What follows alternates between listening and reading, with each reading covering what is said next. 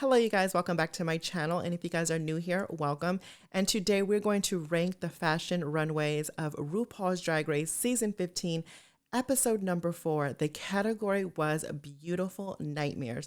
Let me know what you guys think. You guys can list all from 1 through 14, or you guys can give me your tops and your bottoms. It's really all up to you. This is just my opinion and what I think. And we're going to go from ranking the bottom to the top. Okay, so 14 to number 1.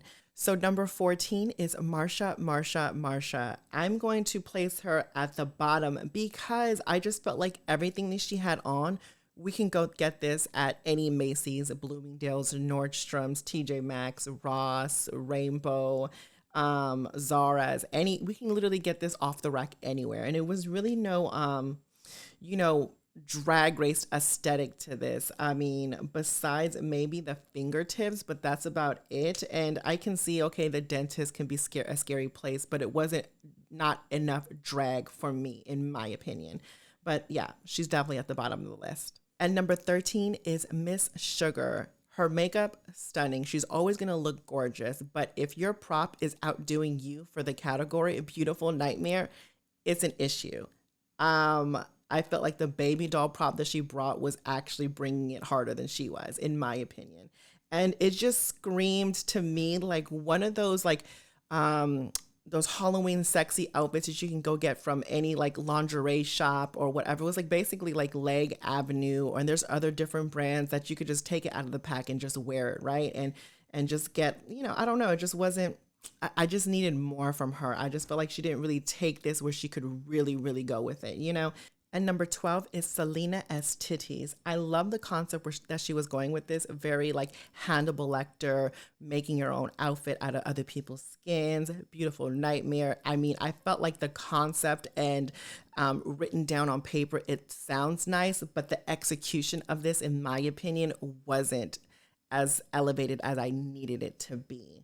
I can see where she was going with the makeup, the hair, the outfit, but it just wasn't elevated enough for me to be like, yes, Miss S Titties, you totally slayed this. And, but yeah, it just was just kind of off for me. Number 11 is Miss Spice. Again, I felt like this was a outfit that was right out of the packaging, and I can get this from any lingerie store for Halloween. And, the only reason why I placed her a little bit above Sugar was because her makeup was so much better. She brought me a real life puppet, a real life doll. Like, it was cute. The way she kind of sold it was even better. But honestly, it just didn't take me there where I needed to be. I didn't necessarily get Nightmare. I can see she's stunning, but I just didn't, it just wasn't enough for me. I needed more. Number 10 is Amethyst. To me, Amethyst had the right idea, the right concept. And out of all of the queens besides Aurora, she seemed like she acted her ensemble out, which I enjoyed. She gave us drama, which I liked. But if you really look at it, the outfit was a mess, kind of. It wasn't as elevated as I would like it to be. It just didn't seem like it was just made like, I don't know. It just didn't scream like elevation. The best thing about this whole outfit was not even the fabric, not even the structure of it. It was literally the blood and how she sold it. And again, like I always say, you guys can have the most amazing outfit, but it really always depends how you sell it on this runway. And I think that's why she placed higher than what I would have gave her if just by looking at the outfit. You know what I'm saying? So yeah, she's definitely number 10 in my book. Number 9 is Jax. The only two issues I have with this. One is the way that she shapes her body. I need for her to be corseted, and I really need for her to give this shape that she can get. It's just, I don't know why she doesn't want to go there is my issue. The makeup prosthetic piece, I just felt like it was weird. We couldn't get into the detail. If you watched Untucked, it looked so much better than actually on the runway. And I wish we would have got that situation. But still, I felt like I was looking at Voldemort versus looking at a snake, that's what she was embodying, right? I would have really liked it if she really just super maximized cinching the waist and she would have gave it this hourglass body shape. Because honestly, the cat suit and then the material wrapped around her and the concept of it would have been good, but it just wasn't, the details of this is the problem. The details of this was just not right for me. Number 8 is Robin Fierce. To me, this is just a beautiful look. It was missing the nightmare element. Yes, people are arachnophobic, which are scared of spiders, but I just felt like it was just, she went the beautiful version, the beautiful route. Like, I need for her to get out of her box of being beautiful, and I need for her to start getting gory and ugly with it, you know? But she is a stunning queen. Her makeup was right. I love the little tutu pieces. The body looks nice, even though it was a big fluffy skirt. And then the spider legs around her waist, which was cute. I just needed for her to give me that nightmare aesthetic even more and just push that nightmare situation more, and it would have been such a better look in my opinion. Number 7 is Malaysia Barbie doll Fox. I like this look because it gave me the beautiful version of a nightmare. She gave me the more beautiful versus nightmare, but I seen the nightmare in her makeup aesthetic. I didn't mind it. It was almost like it's almost like what a mermaid would give. It's beautiful to look at, but when you really get up close and in person, it's like, okay, girl, I get it. You know, it's scary, right? Like, it's going to turn on you. And I liked it. The shape of it, she's always going to have a great shape.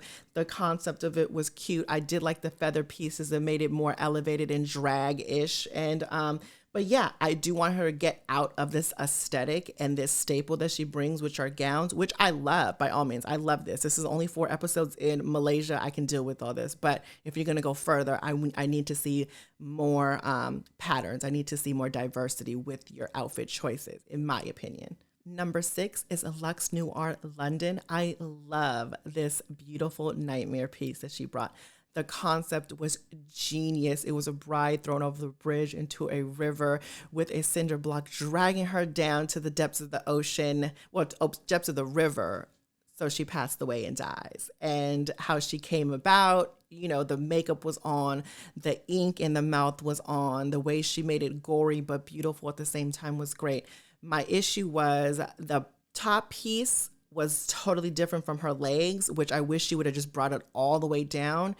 I know she stated that, you know, it was due to lighting issues, but at this point, 200K is what we're going for. We're going to have to be nitpicky with every little detail, right? And but I did like the concept. I just needed a little bit more fashion sense in this. I needed more from it. Like, I needed it to be extra exaggerated, but I did like it. Even though she put a lot of effort into this ensemble from what I've seen, and people have said that she made this with like glue, and she off of a mold of her body, which was cute because it looked like the wet look or whatever. So I enjoyed it, but I needed her to just give me a little bit more in the fashion element, just a little bit more. But I enjoyed it. I really did like this Luxe. Number 5 is Mistress Isabella Brooks. In my opinion, she looked absolutely stunning. When I talk about paint, this is the type of paint I want to see. Blended, creases, color placements, drop dead gorgeous, vampy, like, it's stunning. She's giving me the ultimate spider queen, and I'm here for all that.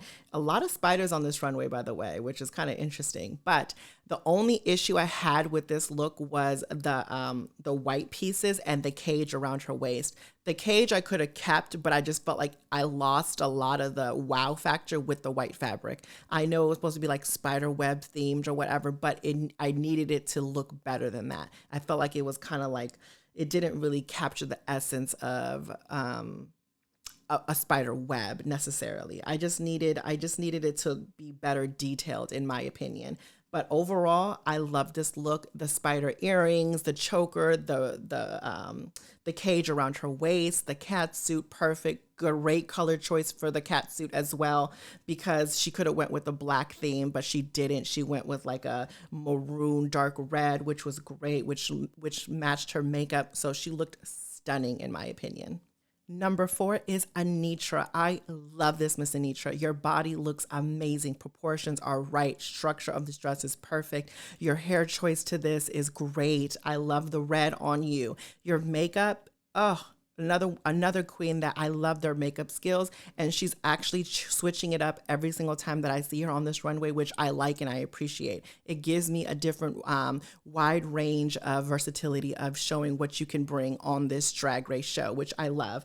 And number 3 is Miss Sasha Colby. I mean, Miss Sasha Colby is going to be at the top of the pack, I'm sure, throughout this whole season, but she looked so good in this episode. Her body looked amazing.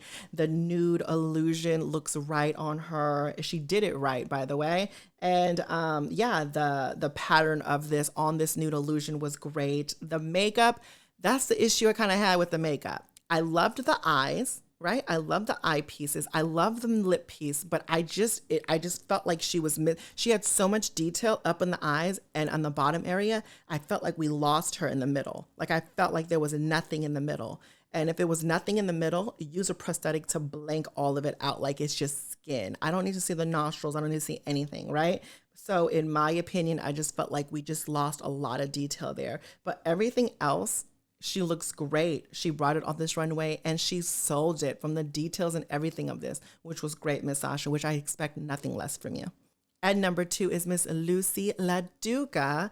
And I love, love, love this concept. I mean, how much more of a nightmare can you get with Jason? Like, and she brought it in her version, her style, her way. And I love the concept and the structure of this and how it fit and how it molded to her body. This is a queen that really knows her body and what looks good on her. Loved the switch up with the hair color. Loved how she executed this and how she just didn't put a mask over her face. She actually wanted to show you makeup skills as well. So she kind of like did half the mask, half her face, right? So which was great. And yeah, so bravo to you, Miss Lucy Laduca. You did such a good job this episode and you deserved to win this Snatch Game episode for sure. And number 1, in my opinion, to have the best fashion runway for Beautiful Nightmare. Even though she didn't do good this Snatch Game, she did great on this fashion runway. This was the dress that made me go, oh, wow. That is gorgeous. And I think I spoke with a lot of people that were watching the episode as well as the judges when she came and turned around. Like she's walking and she's selling it to us and we're saying like, okay, why are you acting like that? Why are you walking up to the judges panel in this type of way? And then she turns around and gives us the reason why she's acting the way she's acting and moving the way she's moving. It was the whole rib cage situation, the spinal cord situation, down to the blood dropping down to the mermaid tail of the dress. It was so good. And her mug was on. It was the right color hair choice. It was the right style choice for the hair. And it was just perfection. The fit of it, the structure. So good. I absolutely love this Miss Aura Mayari, number 1 in my book for this fashion runway. Let me know your guys' thoughts and opinions and be truthfully honest. You guys can disagree with me or you guys can rearrange them or you guys can agree with me. You guys know I love each and everyone's opinions, and also all of my social medias, my website, my Patreon, and my P.O. box are going to be listed down in the description. So make sure you check that out. And you guys, please give this video a thumbs up because a thumbs up goes a very long way. And if you've been liking my channel, go ahead and subscribe and hit that notification bell. And if you guys want to join my YouTube membership family, just click the join button right next to my name underneath this video. And of course, like always, you guys, life is your vision. It is whatever you make it, as long as you make it freaking fabulous. Until the next one, you guys. Bye.